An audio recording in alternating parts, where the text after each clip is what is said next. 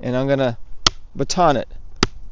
Bone is a tight pressure fit, so you carve as well as you can.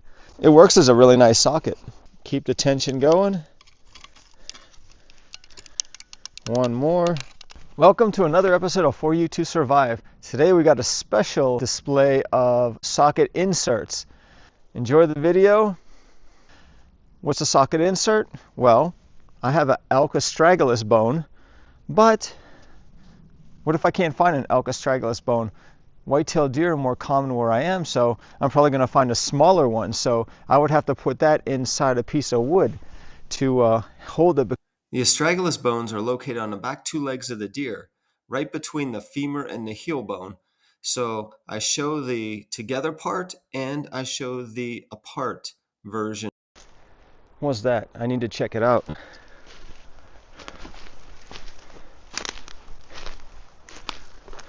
Whoa, looks like some deer fur. Something happened here. Let's go over here. Whoa, there's a lot of patches of this. Maybe I can find some bones if I'm lucky. I could use those bones for socket inserts and various tools. Wow. Maybe this is a critter who took the deer. You put the astragalus bone on the wood, and you kind of like mark around it with your knife, get like marks, so you trace around it. Once you have the marks made, you go deeper and deeper, deeper and deeper. Once you go all the way around, you can wedge out that wood, and then it pops out, and you just keep making it deeper and deeper until the astragalus fits in nicely and has a good solid fit. Then you can saw the ends off of the wood so it fits in your hand nicely. Alright, so I carved this so it fits nicely. I could make the end a little bit smoother, take away that little bit of edge. That way it's more comfortable to hold in a hand. But that gives you the idea. The bone is a tight pressure fit, so you carve as well as you can, and it makes a nice fit where it stays in. And that's going to be the socket. I've experimented with putting pine resin, that sort of thing, in socket inserts, but I find that when it gets hot, the resin just kind of melts and things can fall out. So I figure carving a better pressure fit in there is my best move. This is an elk astragalus bone. It's so big I don't even have to put it in a piece of wood to make it an insert. But the deer is small, so it makes it more usable for the deer. This one doesn't do too bad because there's a lot of mass to it, but you can see how this is really, really sweet. That's a very nice socket. But the thing with sockets is you don't want to lose them, right? I know that I can make them in the wild, so I don't want to have socket dependence on a special socket that I have. So, but if you have these and have access to them, use them. They're great. This is a moose antler, and it's quite thick in its bone growth. What I usually do is I take a knife, it's possible to use a rock, a piece of flint, and I make a shallow divot in there. I learned that deep divots just don't work for me. Plus, with a shallow divot and with bone, you can get away with a really pointed spindle, and that really reduces friction. And that's definitely good to know and good to use. And bone, rock, antler. Let's look at white-tailed deer antler. I have a white-tailed deer antler here, and I made a shallow divot, just like with the moose antler. You can see how if I go too deep, I'm going to go into the soft cortex of the antler, and I don't want to do that. The way I typically use it is I put the fork of the antler in the fork of my hand, and then that's how I hold it. I put it between my fingers, and That's how the spindle goes, round and round. This is an antler that I have, but I made it even better. A friend of mine flint knapped an arrowhead for me, or a knife blade. I sawed in there, I hafted it, I used raw sinew, and I put pitch glue in there, so now I have a knife, and this actually was good enough to make a starter hole, carve out a notch, so now I have a really amazing tool. Why not add an extra feature to it? And it works as a really nice socket. Over the years, you find stuff when you walk, hike, and go around. I found this fossil in a rock. It just says socket to me, but since it's so unique and nice, I'm going to leave it alone. But I could take a rock in there or a screwdriver from a knife blade, spin it around and burr it out some more, but I just think this is nice to have. It fits in the hand nicely, and it's so tempting to want to make a socket out of it, but, well, we'll just leave this one alone. I'm going to make another one. Okay, here's a rock, and here's my knife. There's a screwdriver part. In 5 minutes, I timed myself. I gave myself 5 minutes to drill a socket divot. And it doesn't have to be deep. I also find that flint also helps. It works pretty well. I didn't use flint on this, but you kind of go like that. You check your angles and you move them around. So that makes a socket out of rock. It's very effective, but it does grind down the spindle. You know, this rock is just not comfortable in my hand.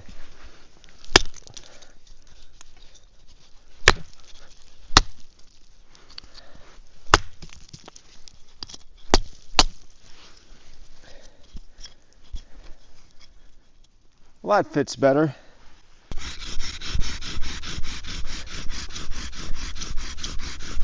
There we go. Rock socket in action. Here's a bonus for you. This rock socket has a point left on it. We can use that to start a new hole in our fireboard. And we're saving our knife some wear and tear. So anytime you can save your knife some wear and tear, that's definitely a good thing. So that's enough to get it started, or I can do more. Choice is yours.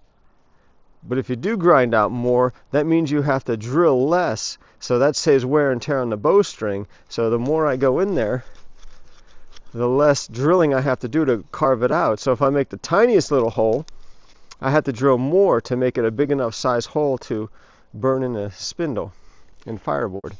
This next part requires a hacksaw. Who carries a hacksaw in the woods?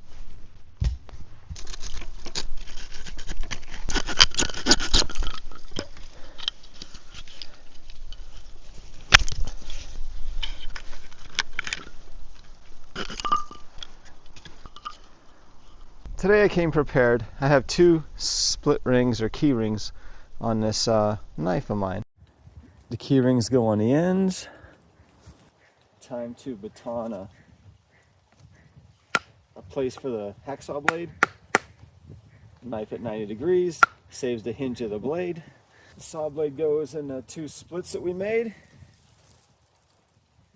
Gonna make a couple saw cuts. Make a couple notches on one side and on the other. We'll make a notch on one side and on the other side of the stick. Time to pop out the notch.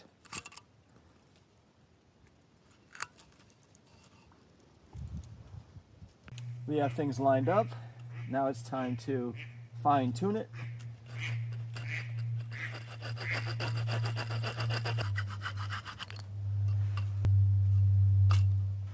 It's a good fit. We'll cut in a little groove on the top. And another one here. That'll guide where the string goes. Now it's time to put it all together. I got a bowstring here. I'm going to tie a reef knot, a square knot, left over right, and right over left. I want to make sure that the this extra piece is in here. The middle piece is important. There we go. That's what I made the notches for, so things stay where they need to stay. Okay. And I have this tensioning stick, so I'm just going to wind it up. Keep the tension going. One more. That's pretty tight. Now I have a hacksaw. This extra bit of string, I just put it right around the side, get it out of the way. Now I got a tool. Next I have a piece of soapstone here. This one fits in my hand quite nicely. I like the way it goes. Essentially, you take a piece of sandstone, a screwdriver of a knife, or in this case flint, and you bore out a divot. Doesn't have to be too deep. Now, for the rock sockets, I can use sandstone on sandstone. Again, a flint against a sandstone, or the screwdriver of my knife. But in this case, I have the divot already, but we need to do something else. I want to show you how to cut soapstone. It cuts actually pretty nicely. I have a little bit longer of a section than I need, so I'm going to cut it off. Soapstone is not natural to my area that I know of. So a friend of mine gave me this. So there we go. Soapstone cut. And then if you need to form it, smooth it out a little bit, shape it with a rock. You can make it as nice as you want, but that's my socket. Now, at some point soon, we need to make this. So once I have my socket, I'm going to take my hacksaw and cut it into a square. I'm going to cut 4 sides so it looks like this. That's the next progression. Then it's going to fit inside this piece of wood, so I have a smaller handle. So that's what happens if you don't have a huge piece of soapstone. So this by itself is good. I like the way this feels, but you don't always have a big piece of soapstone, so you make an insert. Okay, here's the next part. There's measuring spoons. I usually like the teaspoon, and that's where the hacksaw comes in. You cut the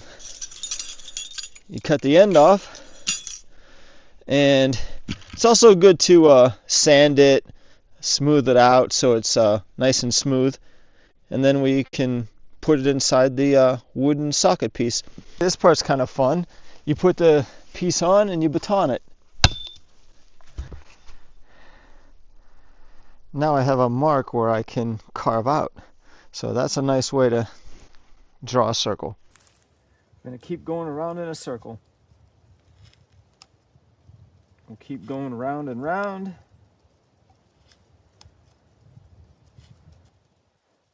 Once we get all the way around, then we can work on popping things out. There's the pop. Here's the socket. There's the cutout inside. I made the ends smooth so it's more comfortable for the hand. But I'm not opposed to putting some JB weld in here and letting it sit. There's even been times where I stuck it once it's the JB weld is dried. I put it on a belt sander and I just kind of smoothed everything off on the top, but that's not really necessary. But I find that a teaspoon size makes a best fit for my purposes. If you go larger, a tablespoon, that's even nicer, but this is more of a modern socket, so there's no problem using JB weld if you're using a modern socket because, well, you're doing modern stuff. I like my primitive, you find it out in the woods stuff, but it's whatever you need to survive. Now it's time to show you the measuring spoon insert.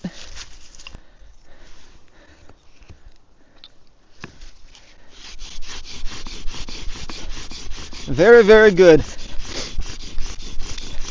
and the top of the spindle will not smoke.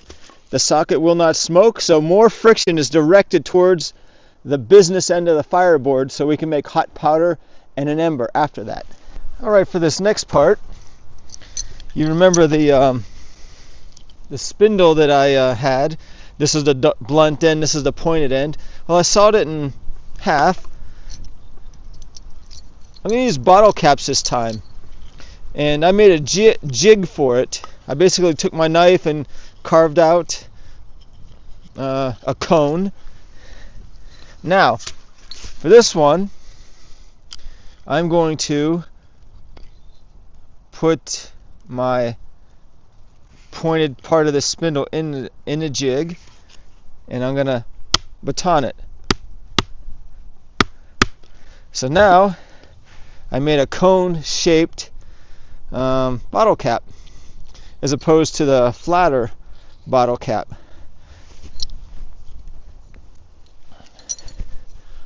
This is one I have already. It fits nicely in this socket, so this is a socket now.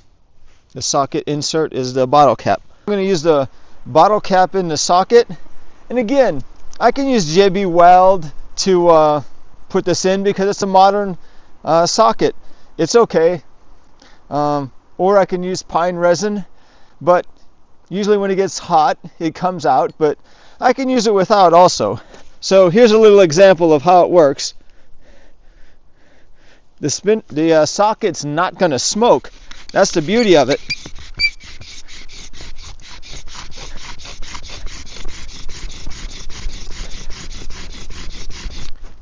I need a shell, so we got to go to the water to find one. Let's take a look here. Here's something. There we go.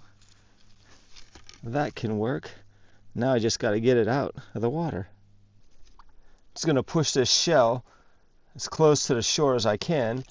That'll keep me as dry as I can be, because the snow is still around. There's still ice in the water, so I expect it to be cold. So I want to minimize my exposure to cold water. Kind of floats.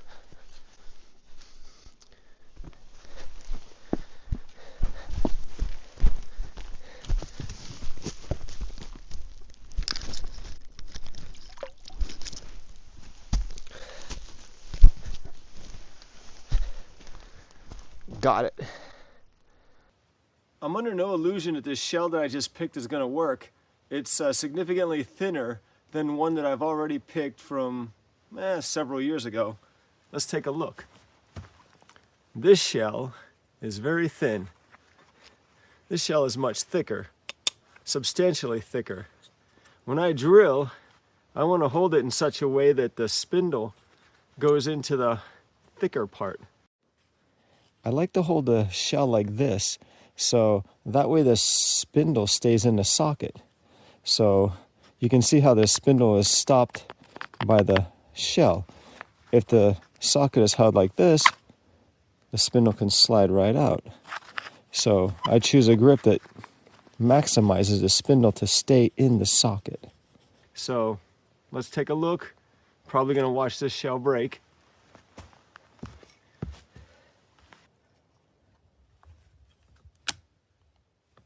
Right away, breakage. Just what I expected. Shells get hot, so I like to have a glove, but I can pretend like this is a coconut husk, and I can have my fingers apart like I did for the coconut husk without the coconut meat in it. So now I'll show you what I'm going to do.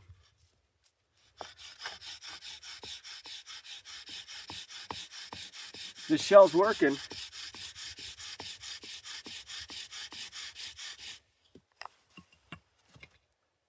That proves a point.